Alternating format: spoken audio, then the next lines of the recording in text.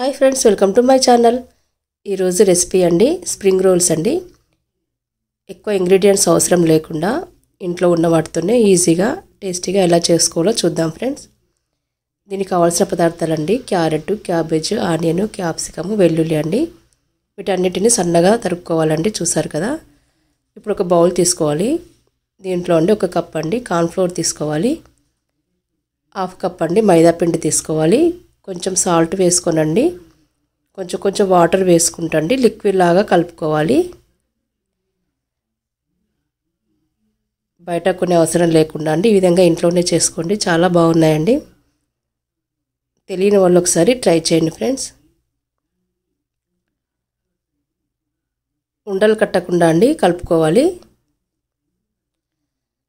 బీటర్తో కలుపుకుంటే చాలా బాగా కలిసిపోతుందండి ఉండలు లేకుండా. నా వీడియోస్ అన్నీ చూడండి ఫ్రెండ్స్. నచ్చితే లైక్ చేయండి, షేర్ చేయండి.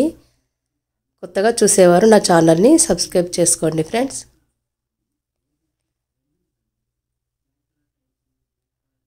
చూసారు కదా, ఈ విధంగా కలిపి పెట్టుకోవాలండి. ఇప్పుడు ఒక పాన్ తీసుకొని మనం కర్రీ ప్రిపేర్ చేసుకుందాం. కొంచెం ఆయిల్ వేసుకోవాలి. హీట్ అయిన తర్వాత అండి జీలకర్ర వేసుకోవాలి.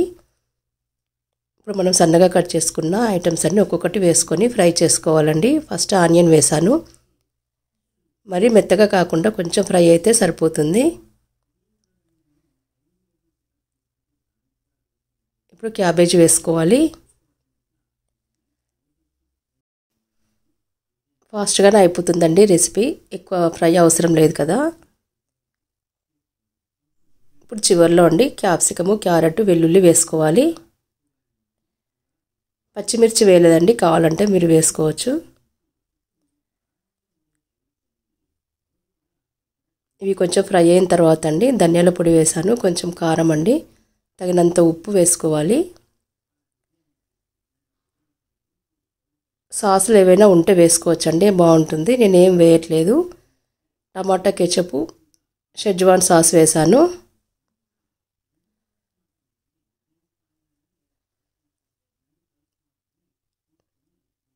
ఇప్పుడు అండి ఇవన్నీ వేసిన తర్వాత అండి 1 నిమిషం కలిపేసుకొని పక్కన పెట్టేసుకోవాలి. చల్లారనివ్వాలండి. ఇప్పుడు మనం స్ప్రింగ్ రోల్స్ కండి ఈ విధంగా తయారు చేసుకోవాలి. చూసారు కదా. ఒక పాన్ పెట్టుకోనండి. ఈ విధంగా దోశలాగా వేసుకోవాలి.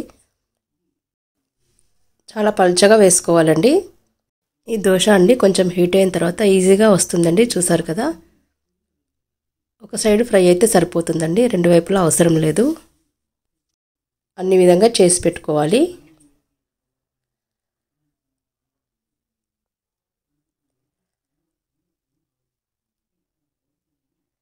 ఎంత పల్చగా వస్తే అంత పల్చగా చేసుకోవాలండి.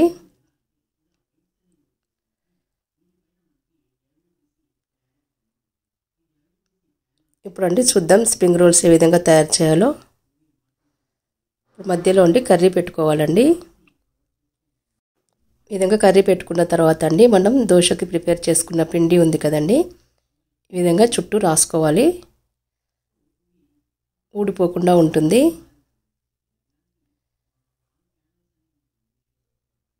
వీడియోలో చూపెట్టిన విధంగా ఫోల్డింగ్ చేసుకోవాలి. దోశ ఎక్కువగా ఫ్రై చేయొద్దండి. ఎక్కువగా ఫ్రై చేస్తే ఈ విధంగా అతుక్కోదండి, ఊడిపోతుంది.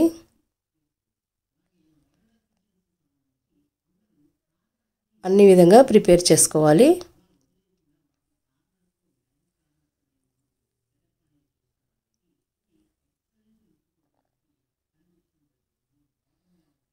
సైజు మీ ఇష్టం అండి, చిన్నగా పెద్దగా చూసుకొని చేసుకోవాలి.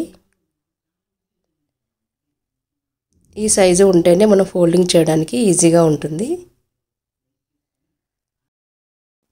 ఇప్పుడంటే ఒక పాన్లో ఆయిల్ హీట్ చేసుకోవాలండి.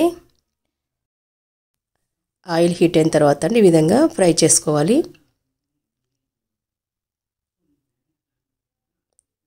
కొంచెం బ్రౌన్ కలర్ వచ్చే వరకు ఫ్రై చేసుకోవాలండి, అప్పుడే క్రిస్పీగా ఉంటాయి.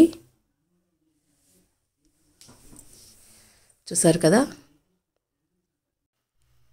ఇప్పుడు అండి స్ప్రింగ్ రోల్స్ అండి కట్ చేసి చూద్దామండి.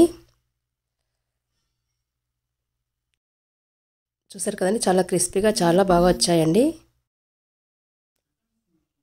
మీరు కూడా ట్రై చేయండి ఫ్రెండ్స్. నచ్చితే లైక్ చేయండి, షేర్ చేయండి. Thanks for watching. Bye friends.